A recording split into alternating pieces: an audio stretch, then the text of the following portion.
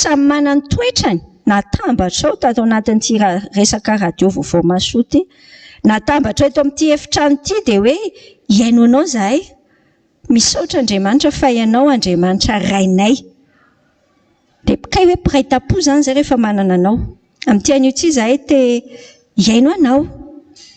Ndreto izahay tompo mangetaetana aty anatinay. Mila anao miteny aminay tsirairay amin'izay tandrify anay. Mahafantatra tsara ny zavatra misy eo amin'ny fiainanay ianao zao. Mahafantatra ny zavatra mila hitsy, ny zavatra tena manahirana anay ka ilanay fampaherezana tanteraka mihitsy, na mahafantatra ny fikasanay ka ilanay taridalana. Jesosy mitenena amin'ny alalan'ny fananao masina ao anatin'io teninao io, ho hitanay mihitsy hoe kay tena teny velona. Io teninao io Andriamanitra dia miteny aminay, mananatra anay, mampianatra anay.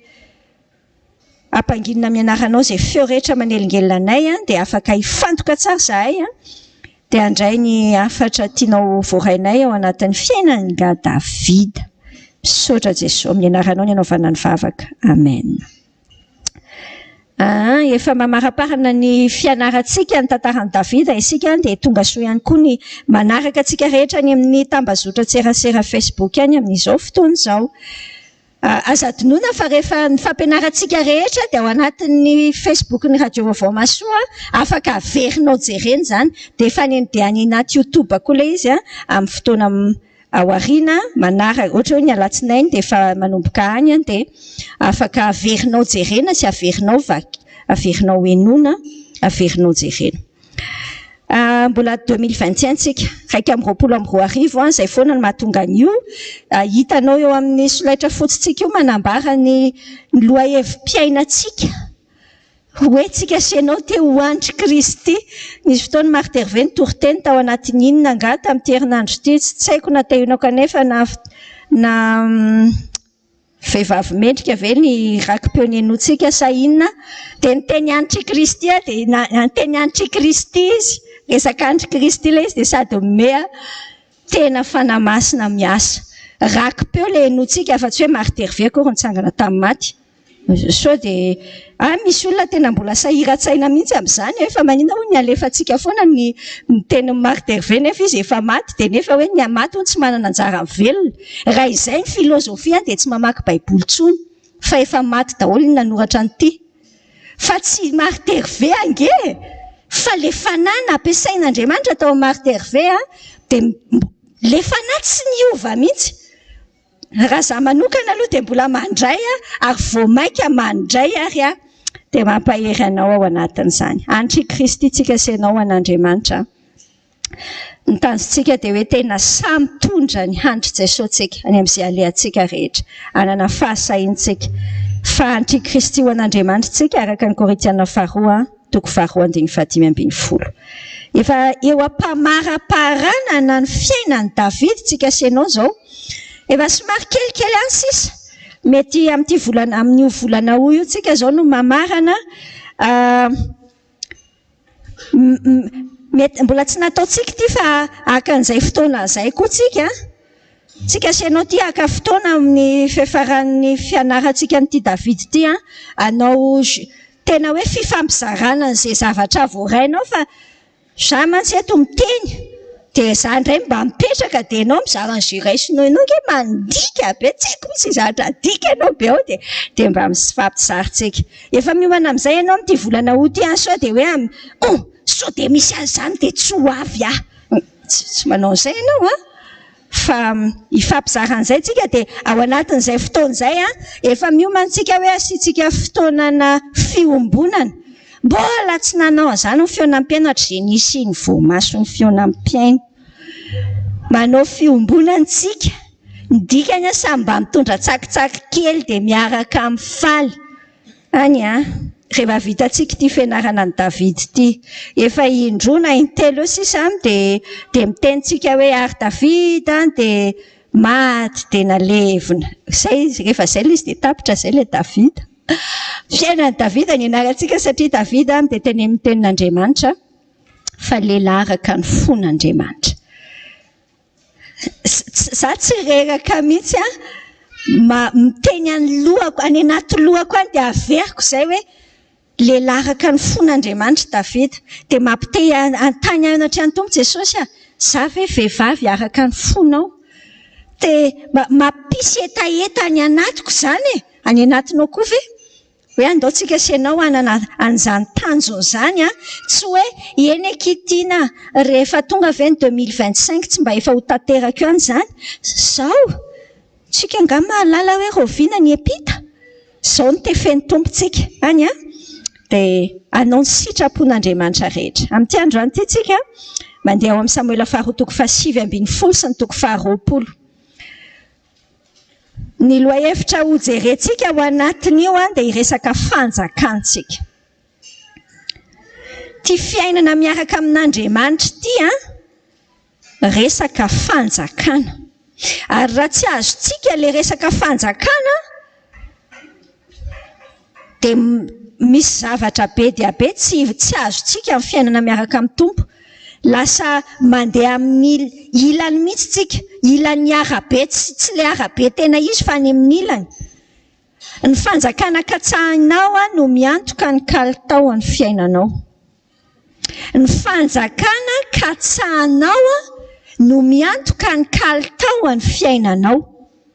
Eo ampamakivakiana an'ity fianarantsika anio ity dia tiako hiara-isaina amiko ianao. Inona tsara moa izany ny tena fanjakana katsahinao ty amin'ny fiainana? Misy teny fototra tsy nisoratako eo amin'ny solaitra be satria tiako ho soratana ao anatin'ny fonao ilay tenin'Andriamanitra ao amin'ny Matthieu 9:13 izay diso hainao loatra ka hanika hiteny azy tsy enjery izao tsika senao. Inona izao izany Matthieu 9:13 izany? Fa ahoana hoe ilay teny? Fa katsao aloha ny fanjakany sy ny fahamarinany dia anampy no anareo izany rehetra izany. Fototra be mihitsy amin'ny fanompoantsika. Fototra amin'ny fiarahantsika amin'ny Jesosy no mikatsaka ny fanjakan'Andriamanitra. Resaka fanjakana royaume ny resaka. Tsy resaka demokrasia. Mila avahantsika tsara. Tsika senao tsy tena niaina tamina resaka fahampanjaka dia mety misy zavatra tsy azontsika tsara.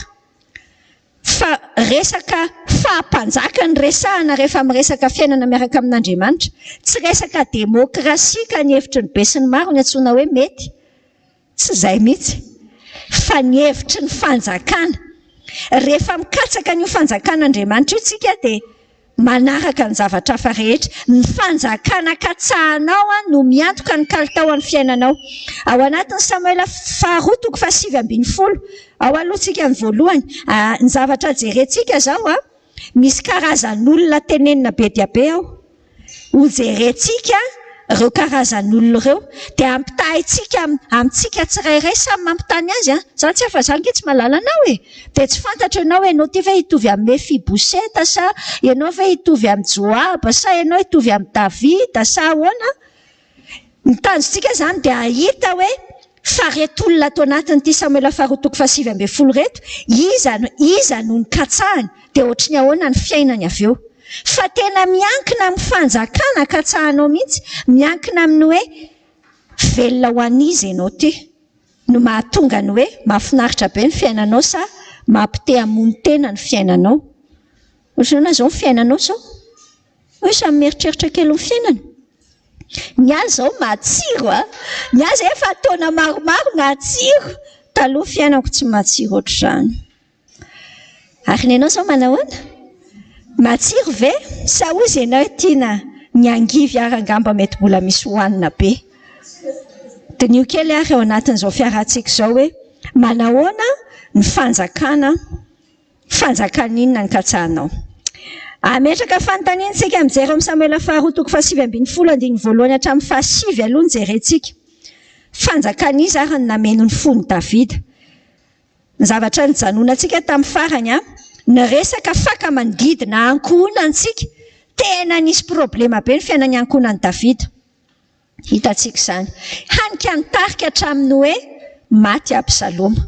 Eo zany zao tsika maty Absaloma ilay nitarika fikomiana teo amin'ny zanaka izy zanaka Davida lehilahy tsara tarebe lehilanjaina foana volo ny tadidinao le tantara fa maty Absaloma aleo aloha jerekintsika kely ange zao le tenenina tamin'ny mpanjaka zany hoe maty Absaloma niontana teriny fony mpanjaka reto andininy voalohany zany vakiko aminao zany ka niakatra nakao amin'ny efitrano teo ambony vavahady sady nitomany teny am-pandehanana ka nanao hoe ry Absaloma zanako ry Absaloma zanako inay ane zany maty ny solo anao ry Absaloma zanako nambara tamin'ny Joaba hoe indro mitomany sy misaona ny Absaloma ny mpanjaka ary ny famonjena dia tonga fisaonana tamin'ny vahoaka rehetra andro izay satria reny vahoaka tamin'izany andro izany hoe malahelo ny zanany mpanjaka ka dia niakatra ny sokosoko tao an-tanàna ny olona tamin'izany andro izany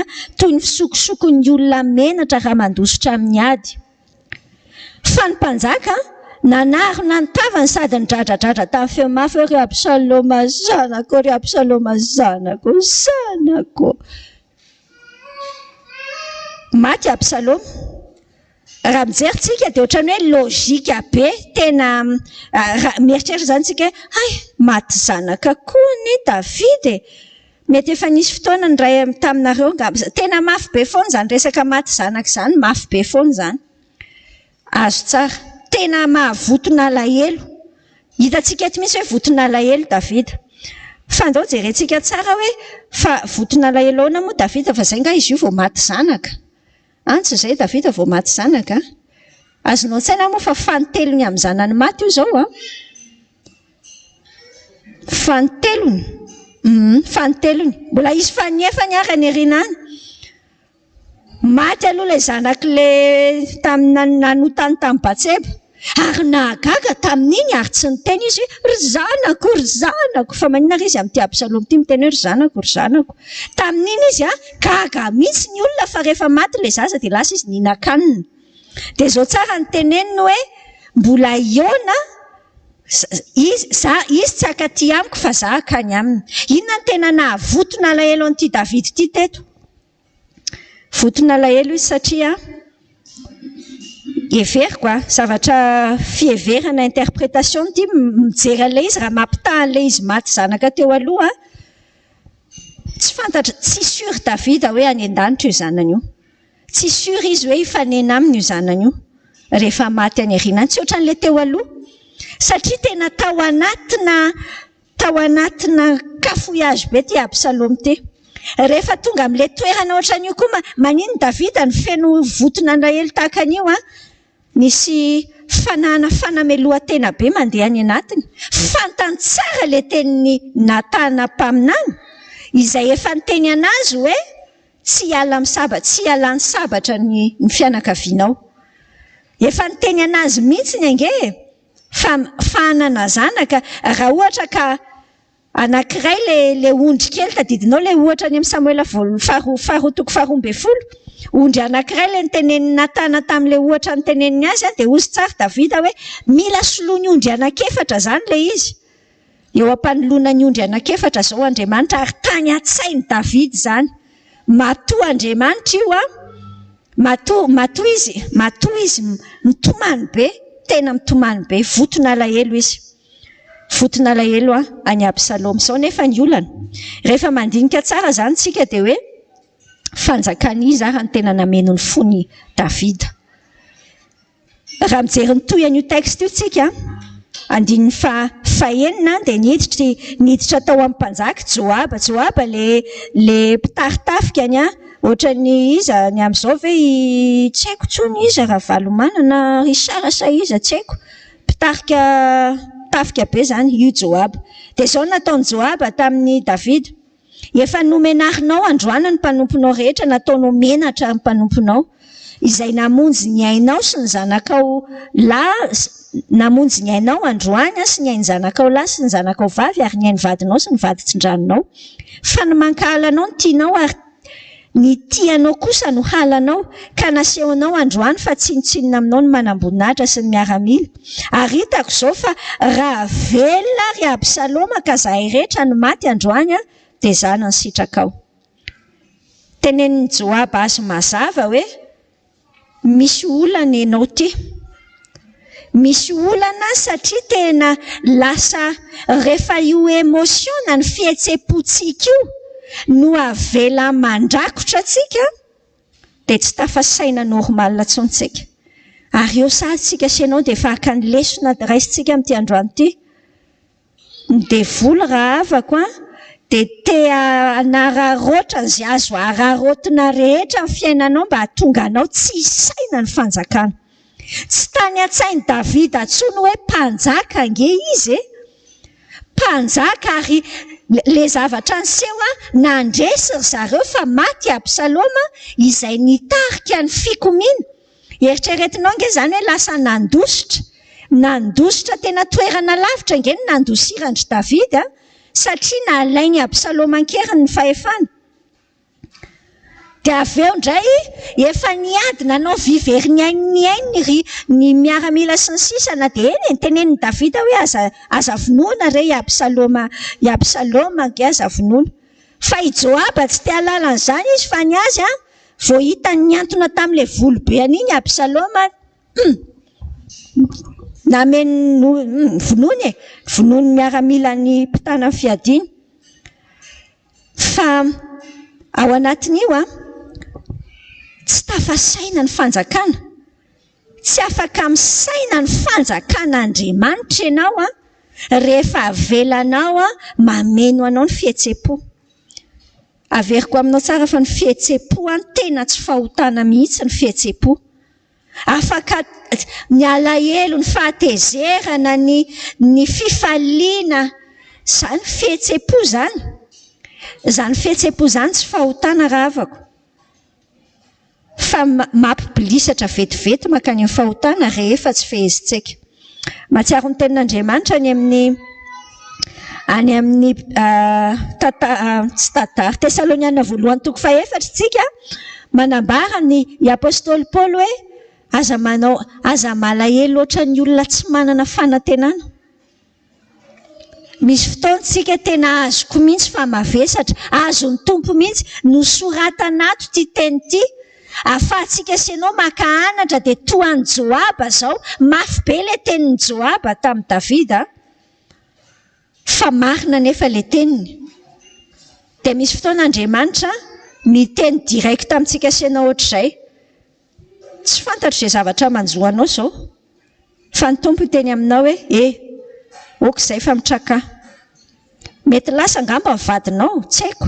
Efa ho herinandro vitsivitsy zao. Dia hatramin'izao ianao mbola lozanao mitomany foana isan-kalina. Mety tsy fantatro ny zavatra miseho, tsy haiko e. Fa miteny aminao ny tompo hoe misaina ny fanjakan'Andriamanitra. Rehefa mijery ny io situation io tranga amin'ny fiainanao io, amin'ny mason'ny fanjakana ianao dia mitraka ohatra ny Davida. Rehefa niteneniny Joaba Davida, dia inona no nataony Davida? Hoy Joaba tamin'ny Davida hoe mitsangana ankehitriny ka mivoary manaova teny soa amin'ny mpanomponao. Fa mianina amin'ny Jehova fa raha tsy mivoaka ianao dia tsisy na dia iray aza hitoetra eto aminao anio alina. Ka dia izany no mafilavitra aminao no ny fahoriana rehetra izay nanjoanao hatry ny fony ianao vao zaza ka mbaraka androany ankehitriny. Dia nivoaka ny mpanjaka ka nijanona teo am-bavahady ary nolazaina tamin'ny vahoaka rehetra hoe indro ny mpanjaka mijanona eo am-bavahady dia ny vahoaka rehetra nakeo anatrehan'i Davida. Ity zavatra ity ity resaka fanjakana ity tsy resaka fanjakantsika sy ianao nge. Tsy resaka fanjakantsika. Hitanao ny olan'ny émotion, ny olan'ny fihetsem-po mampitodika antsika be amintsika. Dia lasa misaina anao, sainy kely ange ianao hoe mieritrereta kely anao fotsiny fa mahita zavatra be da be ho saina momba anao ianao vao mieritreritra kely. Za kay moa le dadanay ohatr'izao kay moa. Za koa le ohatr'izao. Izay le antsoina hoe lasa pitié de soi eo ianao, lasa mitsetra tena. Tsisy an'izany resaka mitsetra tena izany eo anatin'ny fanjakan'Andriamanitra. Andaontsika sy ianao hitrakintsika inona nataon'i Davida, manao izay tokony atao raha afako. Na inona mety ho zavatra, mety marary be any anatiny any, ahoana no mahasitrana an'io? Mahasitrana an'io dia ity, tsangana dia ndao manao soa. Matokian' Jehovah hoy ny any amin'ny Salamo dia manaova soa. Manaova izay tokony atao. Zana no mandeha amin'ny finoana, tsy hoe miandry hoe kalotiana fa mbola mavesatra be. Lazaiko anao fa afaka ray volana mbola foadisy amin'izay ilay mavesatra. Folo eny. Rehefa io ny kononkonononao dia falany dia volo manisy karbonetra. Azonao an-tsaina moa zany asiana zavatra asiana karbonetra, asivo lalo vaika elange, asivo indrindra reny levure boulangère reny ny zavatra anao. Le paty. Gaga ianao hoe hoay ary tao lasa mibotsina be ilay izy nefa tsisy ninina mihitsy izy fa mibotsina be fotsiny. Izany dia davy midevoly amin'ny fiainantsika. Tsy manaiky an'izany. Tandindondoza ny fiainanao raha ohatra ka lozanao mijanonao amin'io émotion io. Ianao no nataon'ny tompo hoe feheziny io fa tsy mifehanao. Mandrositsika. Andao hoe hijery an'i Joaba tao anatin'io mbola amin'ilay 15 teo. I Joaba mariny ty Joab ty tena olona violent be izy, maherisetra be. Mbola hitantsika ao aorianao moa izy avy eo. Maherisetra be fa izao voavonjy ny fanjakana. Rehefa raha nitohizana zany ny kaprisiny Davida tao anatiny hoe sarangapa avelao alahelo. Hitanao rehefa mitombo amin'ny fanjakan'Andriamanitra ianao tsy manam-potoana an'izany tsika. Tsy manam-potoana. Satria raha olona tsotra fotsiny Davida hafa fa Davida nge mpanjaka. Ary fantatra moa fa ianao ty nge tsy olona tsotra fotsiny. Ianao fanjakam-pisorona, olona nofidian'Andriamanitra. Izay problemanao dia ingaoka loatra izao fotsiny soroko dia laza hoe tsy manam-potoana lelovana amin'izany ary reto tsy manam-potoana ho tezitra. Fantatra moa fa ianao tsy manam-potoana ho tezitra. Tsy aza mandany lera amin'izany. Tsy manam-potoana amin'ireny sentiment négatif rehetra ireny tsika. Tsy manam-potoana amin'izany tsika. Jereo nga Joab voabaiko ny hitany hoe voabaiko ny alahelo be Davida dia samy teny izy. Mety ao anatin'izy mirahalahy reto moa. Tsy mirahalahy hoe fa mpianako ireo normalement neveu zana-drahalahin'i Davida io Joab io. Fa misy hitanao rehefa mihaino an'ilay teniny ohatrany hoe manevateva be an'i Davida zany izy. Fa io zavatra neny Davida koa dia davina. Satria tadidinao ve i Joab nge ny rahan'i Davida tsotra izao fotsiny hoe ndana vonoa io ry tadidinao le soratra nomeny Davida azy iny. Ny dikany rehefa ohatra izany dia ohatra nefa lasa rehefa miara manota amin'ilay olona nge dia lasa ohatrany hoe ohatrany miena ny lanjan'ny fanajany. Fanamariana mihitsy ihany iny fa indraindray tsika ray aman-dreny indraindray lasa tsy hajainy zanatsika satria tsika raha moa tsy manaja tena.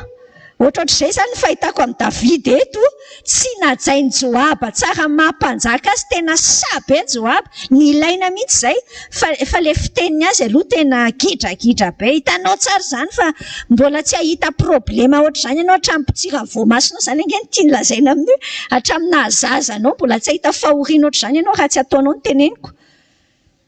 Mpanjaka ange Davida ny tenenin'ny Joaba an'izany fa manao an'izany izy satria efa lasa ohatrany hoe miena kokoa ilay fanajany. Fa izao ny zavatra raisitsika côté tsara be amin'ny Joaba. I Joaba aloha dia tena ny saina ny fanjakana. Ny saina izy hoe ahoana ny ahatonga ny hoe efa teo efa nitsotsofina fa lasa ny Absaloma ny toerana dia izao indray maty Absaloma dia tsy ho tafaverina mihitsy ve? Fa lozan'ity mpanjaka ity ny fahavalo indray no hitoman'iny fa ny olona nanavitra azy indray no ohatra ny mahamenatra azy. Dia ny teny Joaba. Inona ny zavatra mety tian'Andriamanitra tenenina aminao androany hoe mila miteny ianao.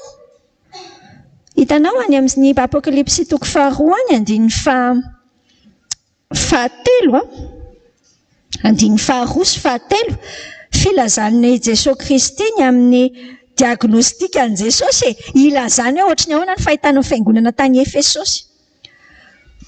Isan'ny zavatra tsara be tamin'ny fiangonana tany Efesosy ny tsy pian'i Jesosy dia Zavatra maromaro ny teneniny hoe fantatro ny asanao, ny fikelezanao aina, ny faharetanao, dia misy hoe ny tsy fahazakanao ny mpanao ratsy. Misy an'izay ao. Izany zavatra manomboka tsy hita amin'ny fiainan'ny mpino ankehitriny, tsy mahazaka mpanao ratsy. Lasa mahazaka ny fanao ratsy. Izay ilay zavatra tiako ambara aminao. Ny fiangonana ankehitriny lasa mihamazaka ny fanao ratsy. I Joaba teto rehefa nahita ny tsy nety izy dia tonga dia samy-teny. Nanatona ny mpanjaka izy. Misy fotoantsika Fiainanao satria tratra an'ilay hoe sao dia mahasosotra ny fihavanana, sao dia manahirana, aleo tsy miteny. Ary asisy tosy ary ihany ianao no miteny hoe tiak, katsahinao ilay anina, zao ngeny ataon'io e. Tsika Fiainanao tenenin'ny tompo hoe andao tsika Fiainanao tsy ahazaka ny ratsy, ny fanao ratsy, ary samy teny.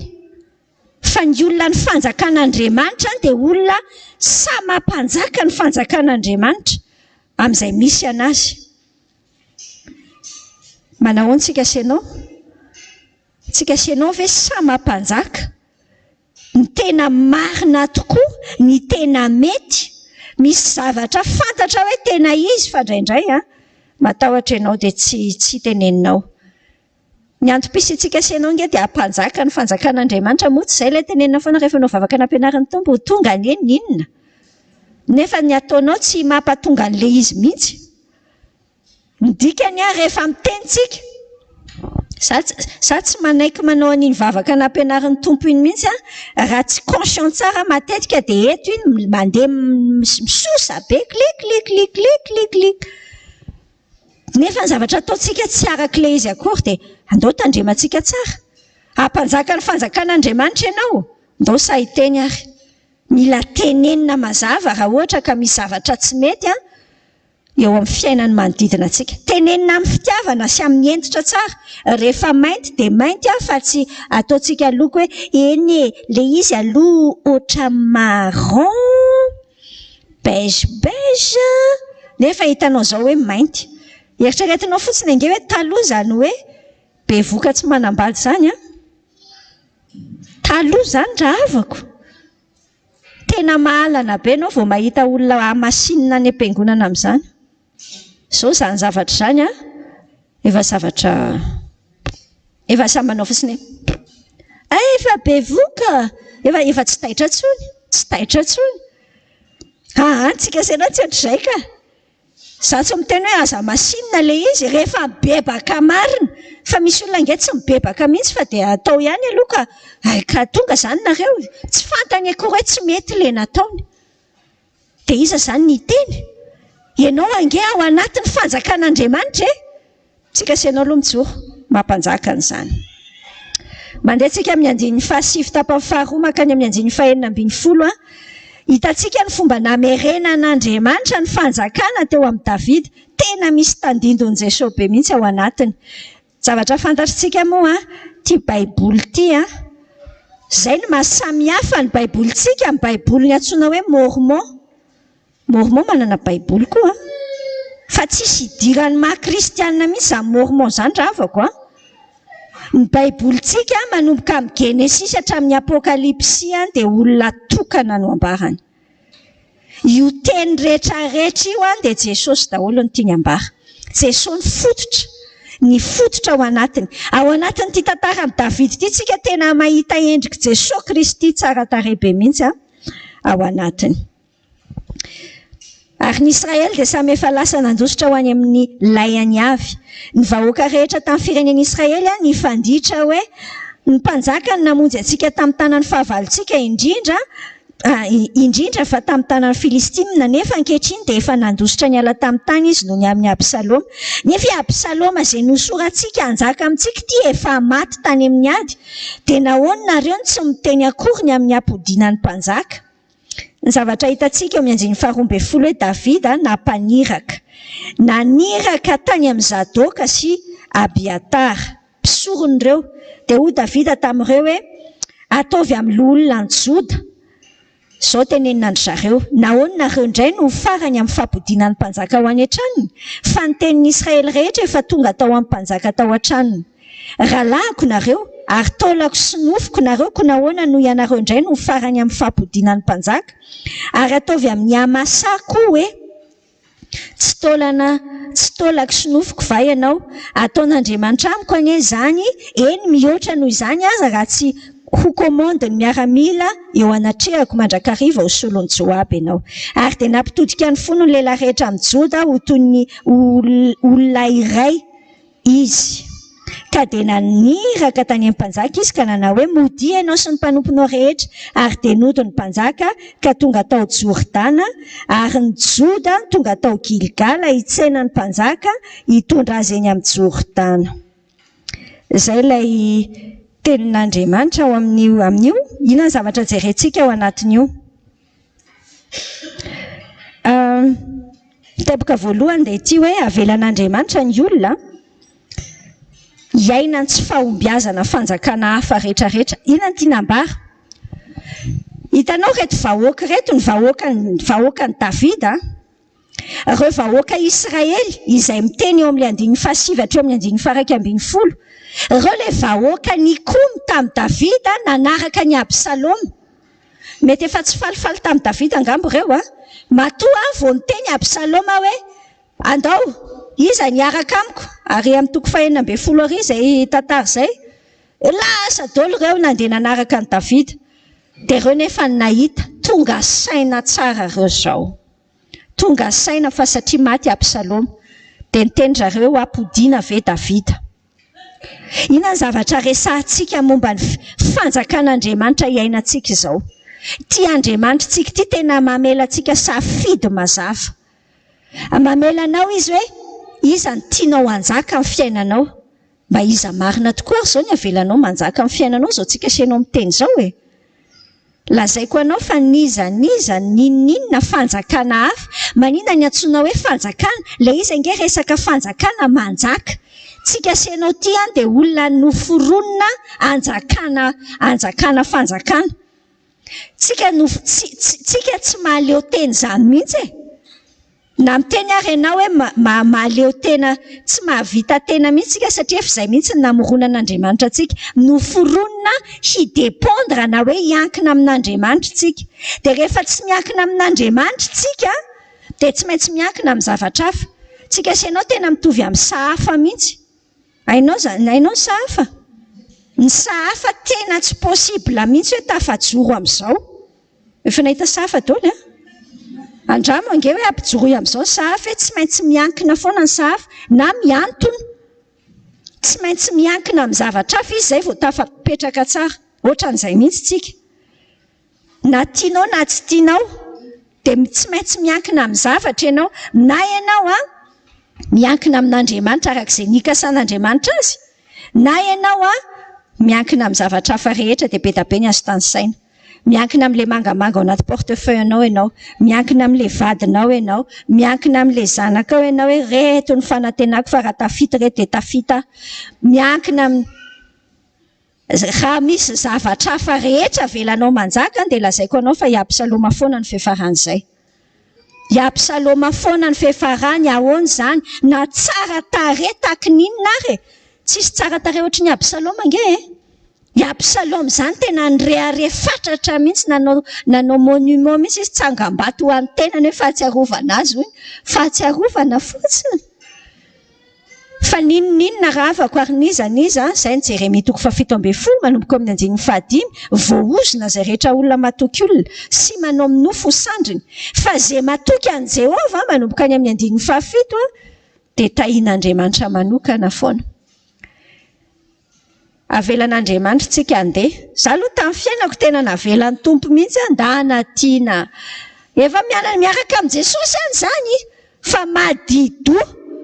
Dia ny tompoko miteny madido ndanahary.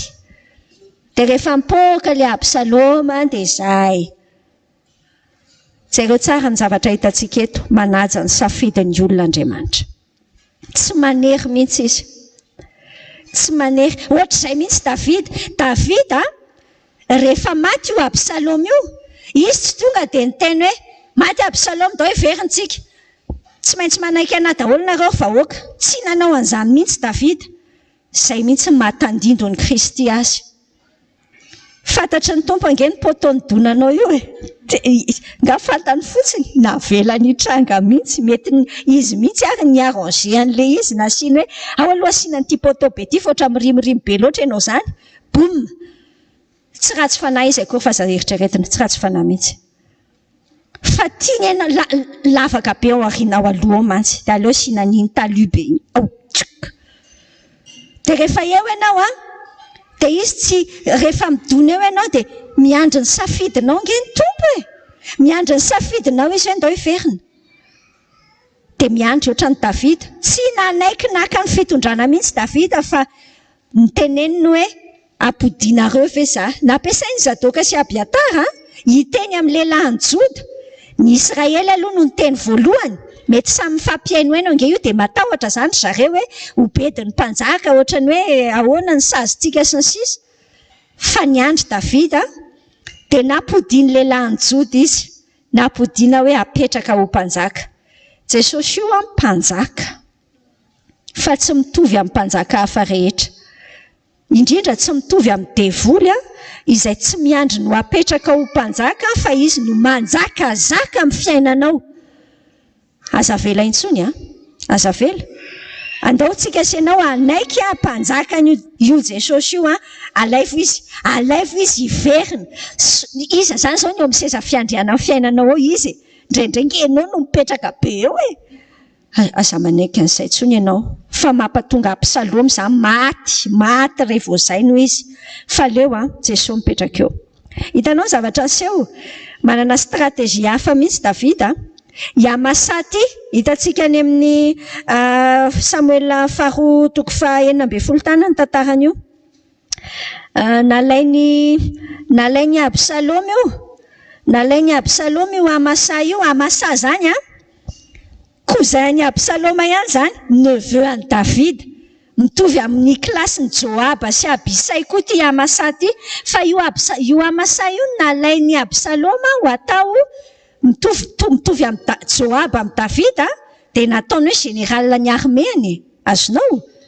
Ny dikany Amasa nge tena filohan'ny tafiky ny mpikomy fa nalainy David izy hoe avianao Amasa de enao no atao solon'ny Joab. Tsy haintsika aloha zay efa misy kakay kely moramora entre ny Joab sy David de niteneniny David hoe ho solon'ny Joab. Mbola ho problema be io rehefa tonga amin'ny toko manaraka ao tsika senao. Fa le sary tiako be le ao amin'ny fanjakan'Andriamanitra ao rehefa miverina tonga saina tsara Davida misy tandindony Jesosy be any. Fantatrao ve le tenin'Andriamanitra any amin'ny Romanina toko faha 9 ve misy an'iny? Sa toko faha 5 azafady fa tsy tadidiko tsara. Milaza hoe tsika senao nge taloha faha 9 Fa rehefa ao amin'ny Jesosy ianao le faha 9 taloha io mihitsy. Le ho izy ianao hoe ohatrany tsy mendrika mihitsy ny fitiavan'i Jesosy anao de miteny anao izy hoe avy fa ataoko mpitarika ny tafikako ianao. Zany nge ny tenin'ny tompo aminao zao hoe omena Andriamanitra place valeur be ianao. Rehefa miverinao amin'ny tompo ianao. Ndao ianao miverina tsara ao amin'ny Jesosy. Rehefa ao ianao tsy nandehandeha mitoera tsara ao aminy. Fa spécialité an'Andriamanitra zany hoe fahavalo tonga sakaiza zany. Hainao zany Jaona toko faha 5:10 zany tsy ataon'ny tompo hoe mpanompo tsony tsika senao fa ataony hoe sakaiza. Mba azonao tsaina moa dikan'izany. Sakaiza zany nge tsy namana ny dikan'izany Raha dika be nga amin'izany hoe meilleur ami ny dikan'izany amiko. Zany aloha zany amiko e. Namana akaiky be. Zaho no reto naman Jesosy akaiky be. Fa zao zany eto zao misy hoe ianao zany ianao mba i général tsy haiko ny fantatrao na tsy iza zao ianao ny olobe mba fantatrao. Atao hoe mba fantatrao fa ohatrany hoe ratsy kely koa zany teniko zany mba fantatrao. Fa indraindray tsika mahafantatra olobe anankiray de efa mizesta be tahaka ninny ery. Nefa misy fotoana tsy azonao tsaina mihitsy hoe io Jesosy io no miantso anao hoe sakaiza. Ataony omeny toerana tsara tarehinao amin'ny fanjakana. Indraindray ianao mbola lozanao mitsindroka zordiran'izao tontolo izao ary amin'ny sisiny ary ihany. dia indraindray gaga ihany ny anjely aminao ty ndao toizana nitodika olona anankiray ry zareo. Tiako aseho anao le saritany kely hoazoazonao atsaina kely ao anatin'io saritany io ny paozipoziny. Hitanao amin'iny tsipika menamena iny ny toerana nandosirandry Davida. Rehefa nandositry Davida miainga amin'ny Jerosalema. Hitanao Jerosalema ty kely ty misy tsipika maitsomaitso kely ty dia avy eo menamena. Eo le Jerosalema.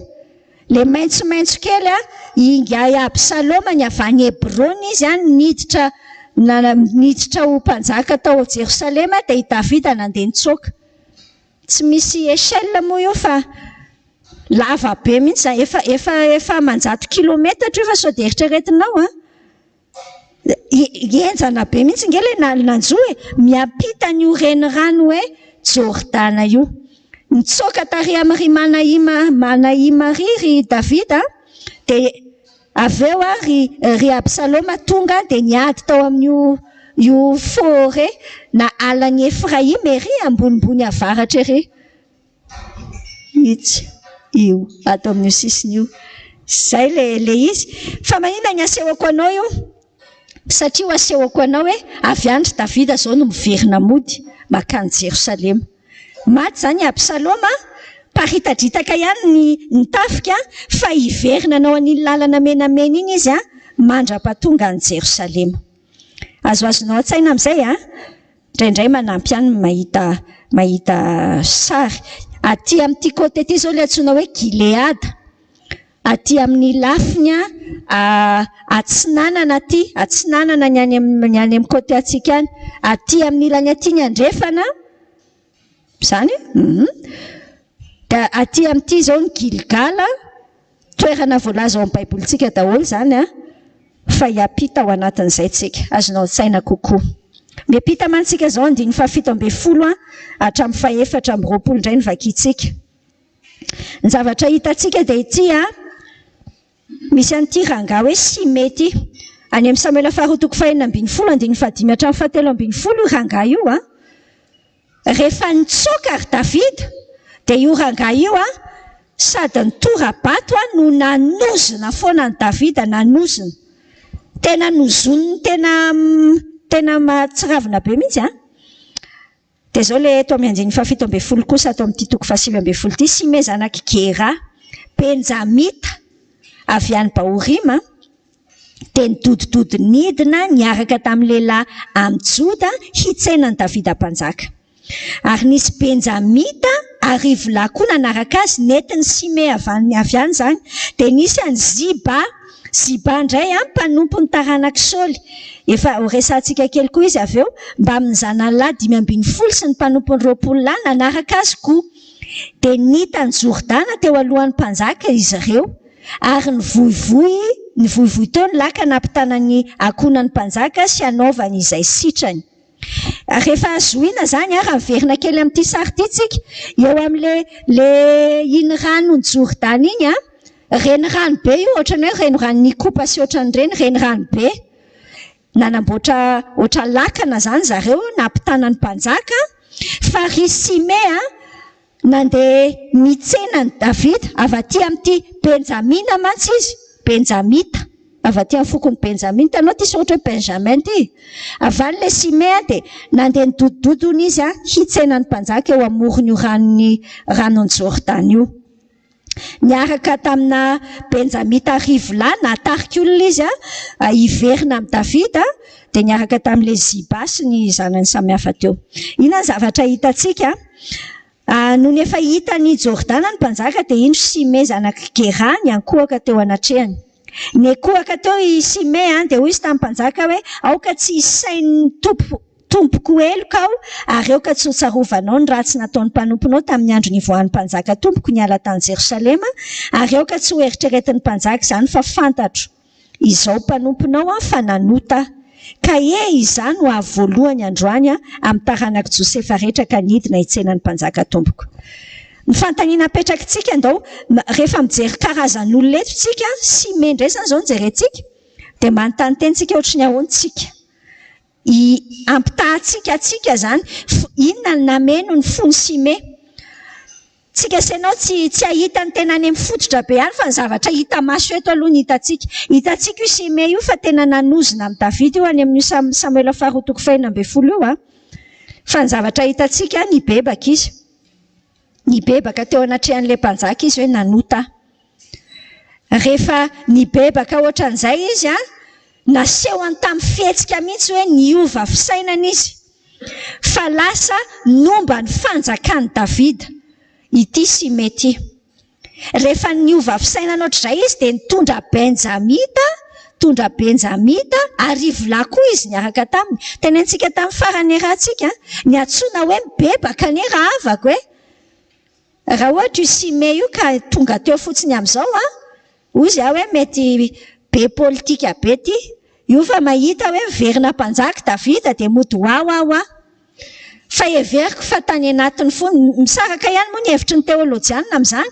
Fa raha za manokana mandinika hoe nitondra benjamita rivolahy izy niaraka taminy na ataona olona matadidy an'ilay vehivavy Samaritana ve ianao amin'ny jaona toko faha 4.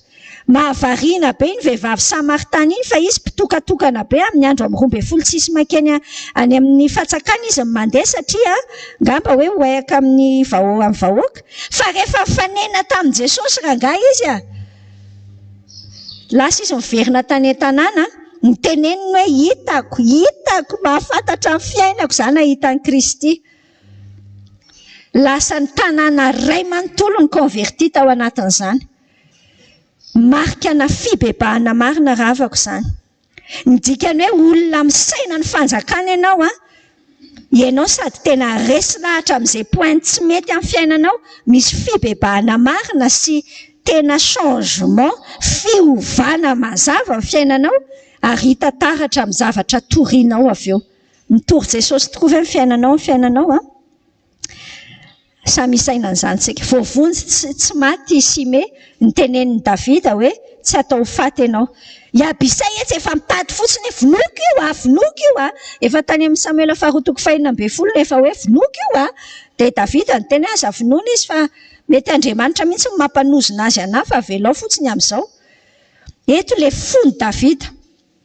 Le fony Davida azony Davida antoka be hoe tena naverin'Andriamanitra tamin'ny fanjakana. Hanika tsy miasa saina amin'izay sime izy nomeny famindrapo navelany eloka ty sime ty. Mahafinaritra be mihitsy mieritreritra ny ao amin'ity Jesosy tsika ty. Tamin'izaho nandeha hiasa taty ampiasana taty akasina taty tamin'ny maraina no misaina an'izany hoe hafa mihitsy ny antsoina hoe fifaliany voavela eloka.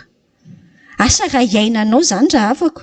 Fa zany tsy misy, rehefa misy zavatra mandodina ny lohanao zay mandreraka be.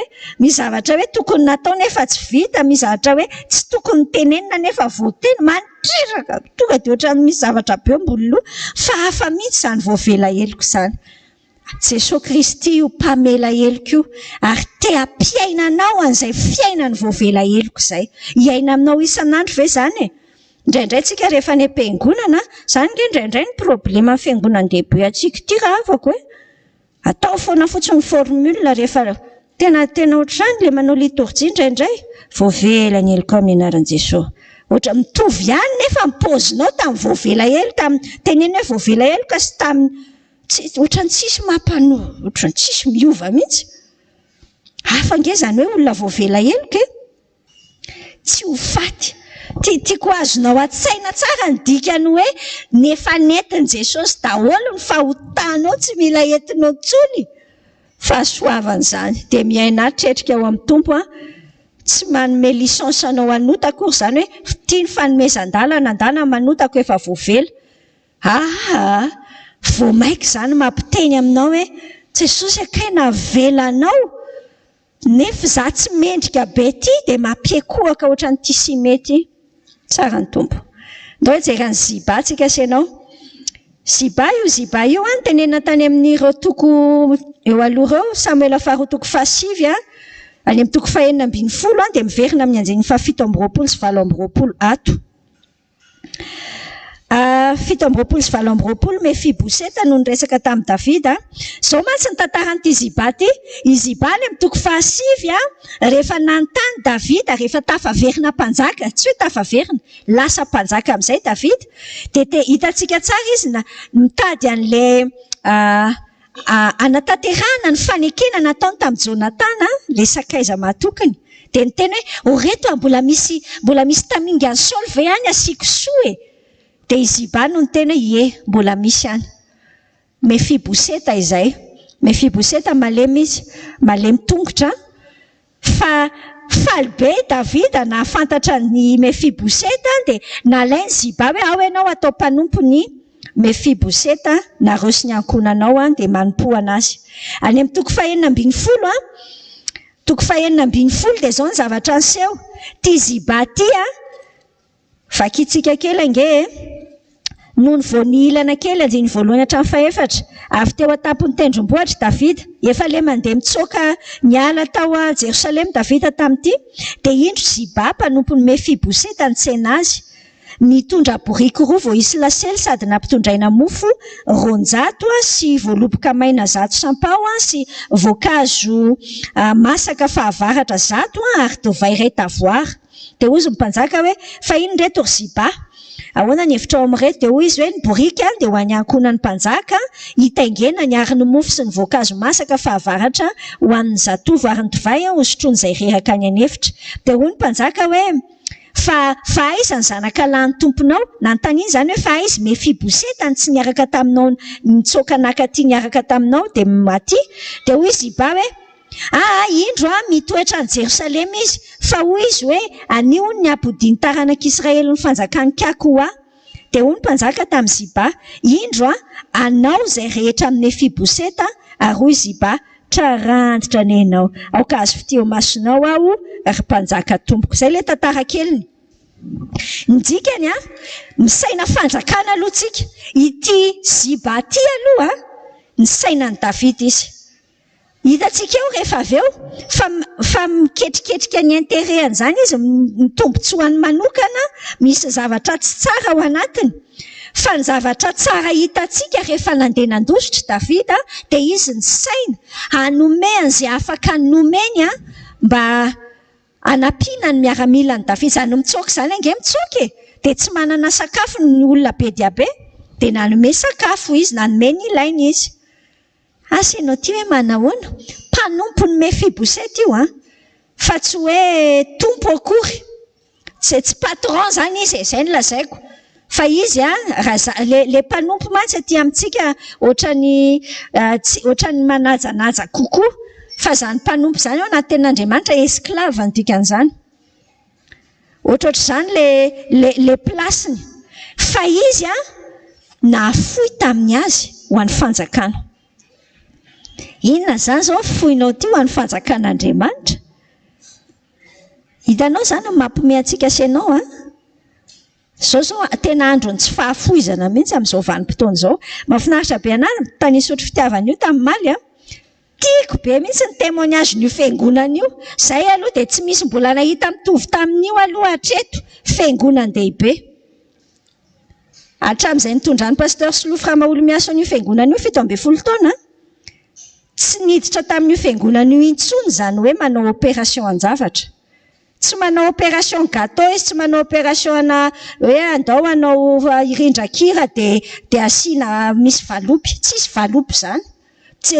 Ny tiana ambara hoe tsy misy valopy ny endry zareo fa tsy le valopy le eritreretina hoe tiany keka dia mba vidio kely ty billet. Tsisy billet, izay le tiako ambara, tsisy billet izany. Dia variana ianao.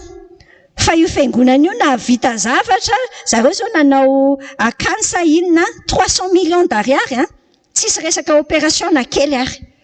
Dia gaga eny fa ahoana ry pasteur ny azahoanareo an'izany? Nizara tao mihitsy izy hoe nizara ka le izy moa be mpitandrina be amin'le jobilina natao tamaly, dia mizara tamin'le mpitandrina rehetrarehetra tao izy hoe ny lakile ange raha afako dia fitezam-panahy. Fitezam-panahy ny lakile ary tena izay mihitsy.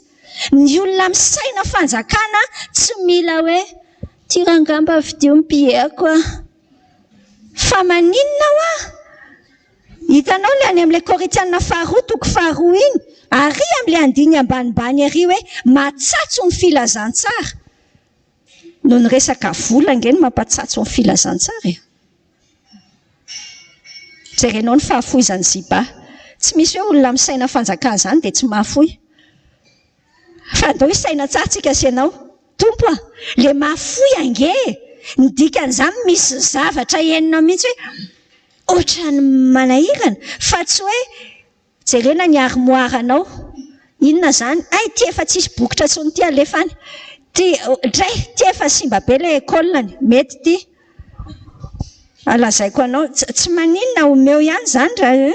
Tsy maninona. Fa zao lazaiko anao. Jereo ange ty Ziba ty mahafoy izy. Jerenao nataony Davida taminy mianjiny fahefatra ny vakitsika teo. Ho raiso anao daholo ny tany. Lasanao daholo ny tany. Misy zavatra kifetsifetsy ratsy ny teneniny. Miverina any amin'ny toko fahasivy ambin'ny folo aloha antsika asianao hoe andiny fahafito amby roapolo sy valo amby roapolo. Zao soratrany hoe i Mefiboseta no tonga teo amin'ny mpanjaka, ny tsenan'ny mpanjaka koa resaka Mefiboseta tsika aorianan'io avy hatrany. Fa rehefa niresaka Mefiboseta dia zao hoe vakiko mihitsy amin'ny andiny fahadimy amby roapolo. Mefiboseta zanaka lahy Saoly nidina itsenan'ny mpanjaka ary tsy nanasa tongotra na namboatra volombava izy na nanasa lamba hatramin'ny andro nialan'ny mpanjaka ka hatramin'ny andro nahatongavany soamatsara. Ary noho ny efa tonga itsenan'ny mpanjaka ny avy any Jerosalema dia hoy ny mpanjaka taminy, nahoana tsy nandeha niaraka tamiko ianao Mefiboseta? Tadidinao le ny tantarain'ny Ziba. Lazainy Ziba hoe izy ny te amerina ny fanjakana ho an'ny Saoly dia tsy nandeha. Dia zao ny tenenin'ny Mefiboseta: ry mpanjaka tompoko, nofitahan'ny mpanompoko nofitahan'ny Ziba ka izy ty, fa hoy za mpanomponao, anisy laseliny borika hitangenako ka akany amin'ny mpanjaka, fa malemy tongotra ny mpanomponao. Nefa nendrikendrehany tamin'ny mpanjaka tompoko zao mpanomponao, fa ny mpanjaka tompoko dia toy ny anjelin'Andriamanitra ko ataovy izay sitrakao. Fa ny taranaky ny raiko rehetra dia samy olona tokony ho faty teo anatrehan'ny mpanjaka tompoko, nefa ianao nampitoetra mpanomponao isan'izay mihinana amin'ny latabatra ao, koa inona intsony no rarino ary inona ny mbola hitarainako amin'ny mpanjaka? Ary hoy ny mpanjaka taminy: nahoana ny lazainao indray ny rahanao, nefa za efa nilaza hoe ianao sy Ziba no izarany tany. Ary hoy Mefiboseta tamin'ny mpanjaka: aoka ho azy avokoa izy rehetra, fa ianao mpanjaka tompoko efa tonga soamatsara ao amin'ny tranonao indray. Avy antsika miresaka amin'ny Mefiboseta manokana fa mijery ny Ziba tsika. Probleman'ny Ziba izay problemantsika sianao matetika koa. Lasa naratsiny Mefiboseta teo anatrehan'ny mpanjaka mba hanana ny toerana tsaratsara kokoa. Lazainy fa hoe Mefiboseta hono tsy te handeha, nefa kay tsy nasiny an'le lasely le fandeha. Nga Mefiboseta mety tafakatra eo amin'le lasely raha tsy batainy io. Tsy afaka ange satria izy malemy tongotra. Dia ny dikany le borika netiny tany amin'ny mpanjaka tokoa, niaraka tamin'ny zavatra. Fa bon le filaza azy moa hoe tehaka 19 angamba nga Ziba fa zany ny saina ny fanjakany Ziba, ny saina ny azy. Fa andao akatsika fananarana zany, fa atao amin'ny fanjakan'Andriamanitra, atao amin'ny fanjakan'Andriamanitra, tian'Andriamanitra tsika isaina ny azy dia avy eo ny tompo misaina tsika. Misaina ny azy manontolo.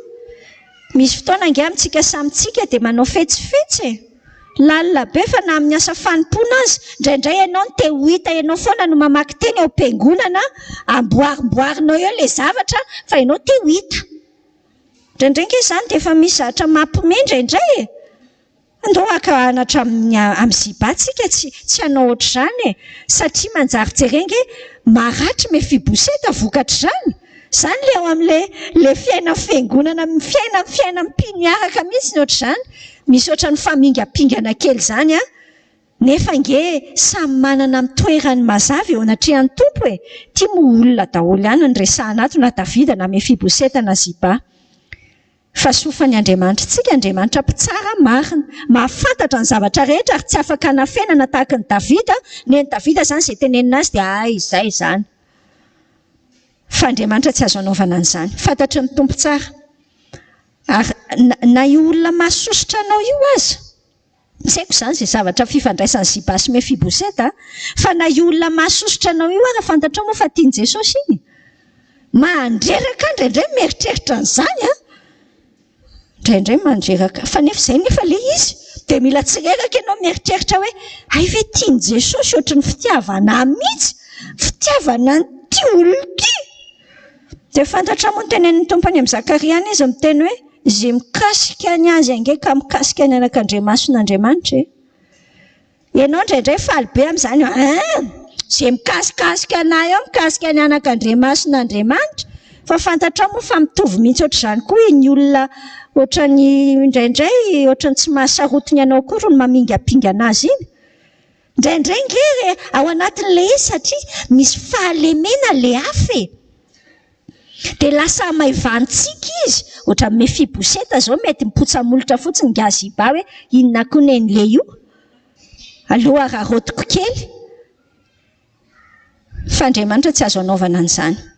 Fa mahasarotiny an'Andriamanitra ny olona tsirairay miaraka amin'ilay fahalemen'ilay olona. Miaraka amin'ny fahalemen'ilay olona nge tian'Andriamanitra nofidian'Andriamanitra ohatran'ny Mefiboseta nofidian'i Davida hoe miara misakafo amiko ianao. Invité d'honneur foana Mefiboseta eo amin'ny fiainan'ny Davida rehefa ao Jerosalema izy. Ary miditra amin'izay mihitsy moa tsika. Ho an'ny Mefiboseta ny zavatra hitantsika hoe nendrandra ny fiverenan'i Davida izy. Ilay fihetsiny aloha dia izay tsy nanala volombava mihitsy izy, tsy nisasa mihitsy izy, tsy haiko izany izay mpifandehan'ilay fiainana, tsy haiko. Fa le endrika tao anatin'ilay izy hoe tena niandrandra ny fiverenany. Tahaka ny hoe za mijanona miaina raha tsy miverina izy. Ohatr'izay ilay sary. Za ny rehetrako dia ao amin'io Davida io. Hanika le resaka hoe tany sy karazany io tsy nirara iny Mefiboseta. Alefaso ho azy any daholo koa ilay tany e. Fa hoy Mefiboseta hoe rehefa tafaverinao an-tranonao ianao ry mpanjaka, ampy azay. Ampy anazy ny mahampanjaka ny Davida. Izay toepo izay. Tao anatin'ny fianarana an'ity dia ity toepon'ny Mefiboseta ity ny tena nanamarika indrindra tao anatin'ny nanomanako an'ity fampianarantsika ity. Izay toepo izay hoe tsy ilay miandrandra ny zavatra omen'Andriamanitra. Tsy ilay miandrandra hoe inona ireny fitahiana azoko hoe, inona ireny bonusy azoko hoe, inona ireny tsy izay nenazy ny mahamaika anazy. Fa i Davida manjaka ny mahamaika azy. Inona ny mahamaika anao ty e? Tiantsika sy anao ty misy fotoana tena diso priorité mihitsy. Diso lahara-pahamehana dia izany mampipoapoaka amin'ny poto satria le tia kely, raha malagasy aloha raha tia kely, tena enjana mihitsy. Tena heveriko hoe isan'ny zavatra mampahantra ny malagasy, le tia kely. Ohatran'ny Ziba izay tia kely izay. Fa Mefiboseta tena afaka tamin'izany. Ino ny tia kely lazaiko e? Le sitrany sao dia mba mananina kely, anao zavatra ianao, amin'izay mba hita amin'ny pastera. Amin'izay mba ohatran'ny tsy misy afa tsy maintsy misy kely an'izay foana. Amin'izay mba misy tombony kely e. Mba inona ny tombony amiko amin'izany? Ianao zao mety miaino anany teny teo hoe ndao tsika sy ianao mba hanao fellowship fiombonana miaraka amin'ny sakafo kely rehefa tsy hoe misakafo inona be fa miaraka mitsakotsako. Misy olona ngereto tena vao miaino an'izany izy dia ohatra misy ampoule izany mirehatra anaty hinakanina moa manahirana. Raha mbola ohatr'izany foana ny fiainantsika dia lazaiko anao fa na 2050 ara dia mbola ohatr'izao ny gasy. Izay nge ny problematsika rehefa tonga ny propagande fa tena mialatsiny sy mifona. Dia samy tia kely daholo tsy misy t-shirt, tsy misy anina, dia tsy misy anina. Dia vidin'ny olona amin'izany ny safidin'ny olona. Aleo tsy manina izay zara raiso any, raiso do aleo rehefa zaraina ve tsy ho raisina, fa le fonao e. Le fonao inona no manosika anao hanompo an'Andriamanitra ty? Inona zao manosika anao hiaino RVM? Indraindray na mihaino RVM matahotra ianao sao dia tsy maharaka train ary afa alolo henona kely ihany. Tsy haiko e. Fa misy fotoana tsy ny fanjakan'Andriamanitra ny ifantohanao. Fa Mefiboseta tena feno tany anatin'ny lohany hoe Davida mpanjaka. Rehefa tafaverina mampanjaka azy izy dia miaina amin'izay. Ny cessé, il a vraiment cessé de vivre raha izay ilay fiteny azy, nijanona izy, nijanona tsy niaina. Jereo sady tsy manala volombava, rehefa tsy Davida ny teo. Fa rehefa tafaverina Davida, na nalemy ary izy dia nahita hevitra ihany izy hitsenana an'i Davida. Tiako loatra izany. Ity ngamba ny amaranantsika azy amin'ity androany ity dia mety tsy tena ho tafapasy loatra amin'ilay manaraka tsika fa mety jerentsika manaraka fa izaho koatra be resaka be. Barzilay, misy an'ity Barzilay ity ato. Eo amin'ny andininy faharoa amby telopolo no manomboka hitantsika ny tantaran'ny Barzilay. Barzilay Gileadita nidina tany avy tany Rogelima. Tasalohany ane jerentsika izany izany Rogelima izany. Aiza zao izany? Hitanao ry ambony be ry izany Rogelima izany. Ry faratapony ry. Mbola any amin'ny farany avaratry ny fiainana any. Fa nidina taty amin'ity manahim ity izy aloha namoky ny mpanjaka.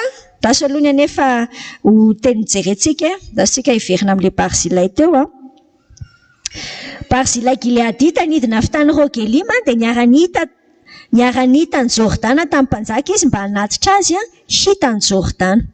Ary Barzilay dia lehilahy antitra efa 20 taona.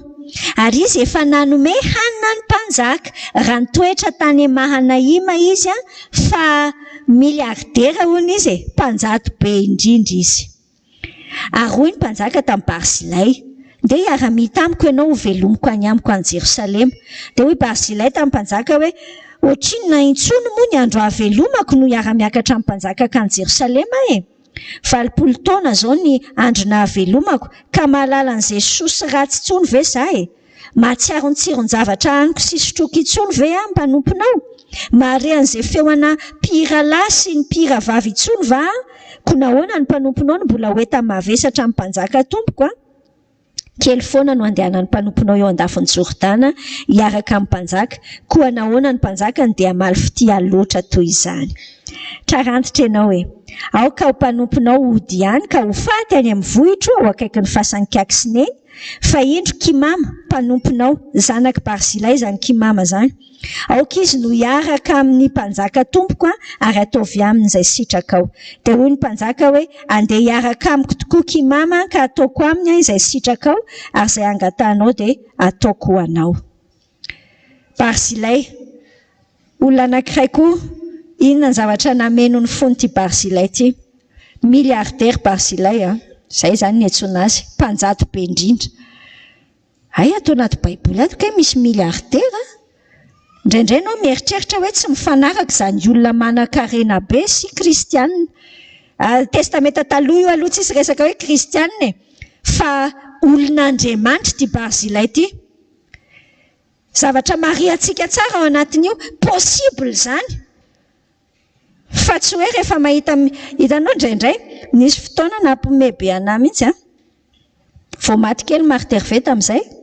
Dia nisy olona anankiray izay nanatona anahy dia izao ny fanontaniana napetrany. Fa Marthe Hervé ve franc-maçon e? Dia tena gaga sady nome no fa maninona ary olona mieritreritra an'izany. Angamba izy mahita institution Marthe Hervé misy trano eo dia maheno izy hoe misy radio vaovao masoa ary anana dia misy sekoly ary anana. Dia mieritreritra ny olona hoe raha tsy olona mireny zavatra ireny tsy afaka hikirakira vola betsaka. Diso izany eritreritra izany aza rehefa mahita olona manana vola ianao misaina tsara aloha jereo vo mahafantarana ny azo fa aza tonga dia eritreretina foana hoe franc-maçon ianao manjary lasa ohatrany mahazo vahana koa ny fahavalo amin'izany. Izany koa tena tiany fahavalo ho saintsika mihitsy. Fa eo zay, fa ny tiako ambara aminao dia ity hoe possible izany.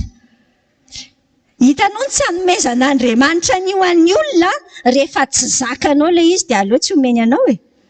Rehefa tsy zakantsika fa mioty indraindray arange ray hetsy dia efa tsy zakantsika. Grafy. Raha mbola miotana indray sy indroa ny fonao mahita 5 hetsy ariary mbola hoe teo amin'ny tompo ihany aloha tompo apio tadisy fieremana fahafa ihany izy zany. Tandremo. Fa io fitiavam-boly io mahavanyn-javatra mahatsiravina. Fa ity Barzilay ity, ahoana ny andresenany zany, na andresiny fieremany ity Barzilay ity, fitiavam-boly zany fieremany zany. Timoty 1:9 milaza antsika fa ny fitiavam-bola no fototry ny ratsy rehetra. Tsy ratsy mihitsy akory ny vola. Fa ny fitiavana an'io rehefa lasa ao ny fonao dia mampiodikodina be. Hitanao tsara ny amin'irony Lioka 2:10 izay tsy maintsy ho vakiantsika kely aloha azafady indrindra. Lioka 2:10 zao tsara ny tenin' Jesosy amintsika manomboka eo amin'ny 5:10. Zao izy hoy ny tompo tamin'ny olona, mitandrema ka miarova tena mba tsy ho azon'ny fieremany nareo. Enao moa zany fa ny ain'ny olona tsy miankina amin'ny habetsahany zavatra ananany. Nanao fanoharana teo ny tompo. Misy an'io lehilahy mpanan-karena adaly io. Ty zany no mifanohatra amin'ny Barzilay. Barzilay dia lehilahy mpanjato be endry. Fa ity ato amin'ity Lioka 12 ty lehilahy adala, mpanan-karena adala. Dia hoy ny tompo eo amin'ny 20. Andriamanitra nanao tamin'ilay lehilahy adala io. Ory adala. Loza raha izany ny atsony tompony olona ray, aza mba atsony tompo amin'izany ory adala. Anio alina no alaina aminao ny fanahinao ka ho aniza izay noharinao. Toy izany izay miariarena ho an-tena nefa tsy mba manan-karena ny amin'Andriamanitra. Barzilay raha avako dia olona mpanan-karena fa ny fototra nge tao anatiny dia nanan-karena tao an'Andriamanitra izy. Ahafahanao mandresa an'io fieremana io. Manaova soa tsy mila tambiny. Tena manampy be atsika mihitsy izay. Ahoana ny ahafahantsika miady amin'io fa io nge zavatra misisisika kely. Manomeza. Barzilay dia tena nanome ary nanohana ny fon'i David zany. Ny sainany amin'Andriamanitra. Raha ty amin'ny testamenta vaovao ny andikana azy. Ny sainany amin'ny fanjakan'i David izy tao amin'io testamenta taloha io. Izay ilay voalaza nanan-karena ho an'Andriamanitra izy dia voatahatra amin'ny taranany. Voatahatra amin'ny taranany. Taranany io kima masaiza moa ilay fiantsonana azy teo iny. Io le taranany ny tenenin'i David hoe ndao ianao makany Jerosalema ho tahiko any izany ianao manontolo dia izay saingy efa 20 taona. Olona mipetraka tsara amin'ny toerany koa. Hitanao tsy ohatrany raha malagasy. Fantasiko an'izay raha malagasy ngamba mba tsy tsika sianao zay. Raha malagasy vao misy intérêt kely tombotsoa dia efa mihiratra le lakolosy be eto ambony lohany eto, efa mihiratra le ampoule be eto. Dia mieritreritra, aninona? Ho any mpanjaka? Velomy mpanjaka? Ter fa mety amiko zany tsy ohatran'izany Barzilay. Ndaotsika sianao tsy andry zavatra. Tsy andry hoe valin-javatra hoe inona aloha ny valiny zany raha tsisy valiny tsy anao. Fantatry Barzilay fa ny azy ny valim-pitihany fa tsara tarehy. Fantatrao moa fa ny ranomangatsika omenao io ary. Izany ange ny tenin'i Jesosy raha afaka tsy misy mandehandeha fahatany io e. Koa tian'i Jesosy amin'ny antsipriany ange. Fa ilay izy aloha tsy mikotontsony rehefa azonao ilay tetỳ. Izany ny any amin'ilay Matthieu 2:9 ve ilay misy an'iny hoe raha ohatra ka efa azonao ilay sitraka le te hafan'ny olona ianao ty dia efa saotran' Jesosy zany vita zay efa vita zay ny valim-pitianao. Tsy aleonao manao zavatra ho an'ny tompo mihitsy, tena ho an'ny tompo. Ohatrany ahoana zany zao ny investissement anao any an-danitra any, efa nanao ve aloha ianao e, zany angely atao eto ambonin'ny tany, mandefa manao investissement, alefa ny reny vola, alefa so any daholo ny reny kery, ny reny mpitaona, ny reny zavatra alefa so any. Aferany tompo, zana-bola fotsiny ny ainantsika dia efa tahaka ninona, avy eo raisitsika an'ilay valim-pity. Tsara io Andriamanitra io, tsara marina izy, mpamaly marina ny zavatra ataontsika. Mahafinaritra be hoe hatramin'ny taranaka Barzilay. Io mpanjaka voalohany toko faharoa andiny fahafito io, i David io manafatrafatra ny ga Solomona hoe karakarao tsara ny zanaka Barzilay. Fantatra moa fa Andriamanitra ange any an-danitra miteny amin'ny anjely rehetrarehetra hoe karakaraina tsara hono ianao. Tiako ery mieritreritra an'izany.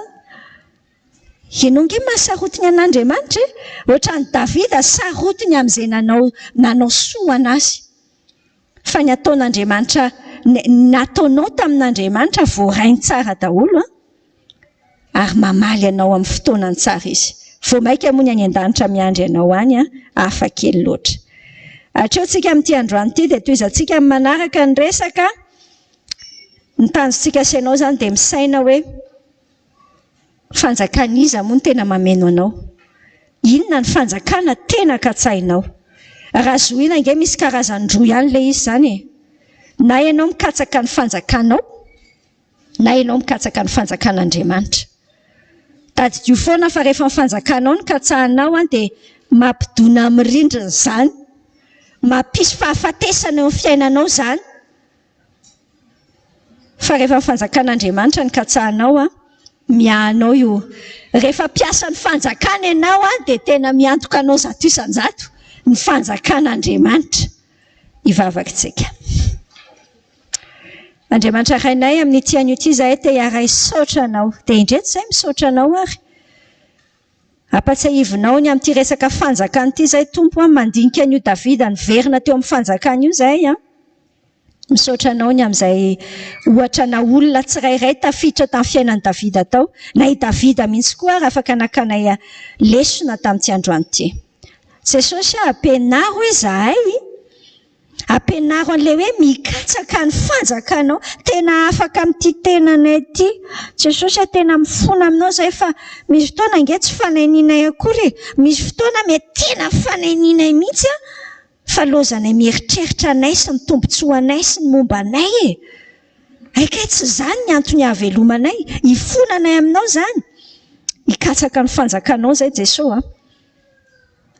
Ampianaro an'izany amin'ny fanahinao mihitsy no mitarika ny tsirairay dia ahita ny voninahitra ao zahay. Andriamanitra jereo ny fiainanay rehetrarehetra.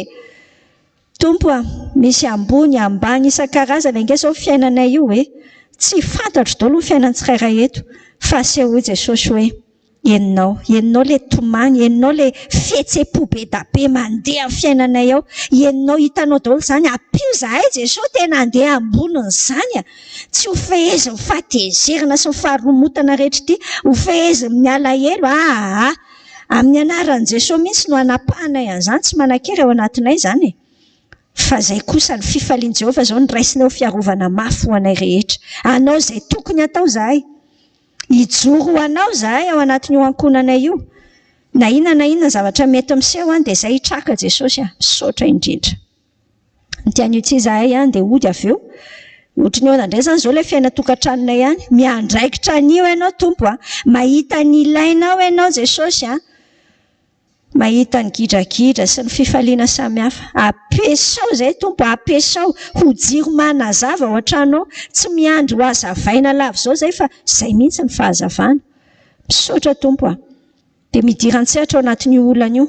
Mety olana ara-bola be io Jesosy fa hitanao manome ny vahaolana amin'ny fombanao ianao. Omeo faharetana amin'io resaka troso io, ho afaka ireo trosa rehetra ireo, tononona amin'ny anaran'i Jesosy zany amin'ity an'io ity. Amin'io resaka tsy fahasalamana, misy zavatra mitaiza mihitsy, mety misy olona efa marary efa ela be ao an-tranonay ao. Jesosy ameo faharetana izay ary tonononay ny fanasitranana any anatin'ny fanahin'io olona io mihitsy aloha, ao anatin'io vatana io. Jesosy ajereo ilay fifandraisana fa mararirary be ihany. ianao no hiditra an-tsehatra tompo olon'ny fihavanana ny tsirairay aminay eto hoe ampio zahay tompo apita tsara ny fanjakanao amin'ny hafa na amin'ny zanakay ao an-trano amin'ny manodidina tena izara ny fahatsaranao zahay fa tsy hainohaino fotsiny ato amin'ity fanjakanao ity andeha amin'ny fiadanana izay izao fa ianao no mitondra anay mody mametraka amin'ny tafika masina kasainay atao zay Jesosy misy hoe tafika masina kianja malaza 3, 4, 5 septembre misy hoe tafika masina Port Berger 27 hatramin'ny 31 octobre Jesosy eo iza daholo ny tianao andeha amin'izany kasio ny fonay tsirairay are kasio ny fonay mais manomana an'ilay olona ianao les zoto-posy les toe-panahy dia miaraka amin'ilay toe-bola koa entina amin'izany Jesosy manomana an'izany ianao dia misaotra indrindra fa mihahan'izany rehetra izany ianao dia tononay amin'ny anaran'i Jesosy ny vavaka amen amen manatona anay ianao zao raha efa kitihan'ny tompo ianao zany andeha ho anay kianja malaza zany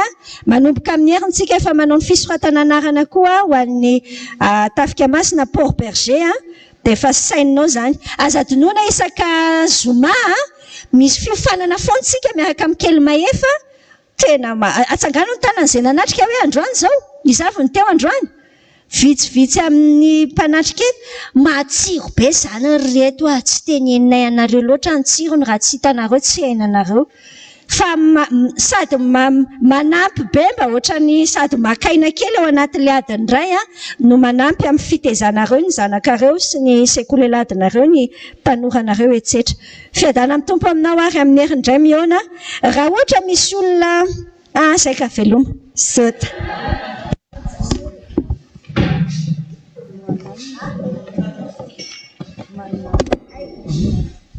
raha misy hitarika fotoana izy amin'ny heriny dia miteny aminay izy zany zao saotra tompoko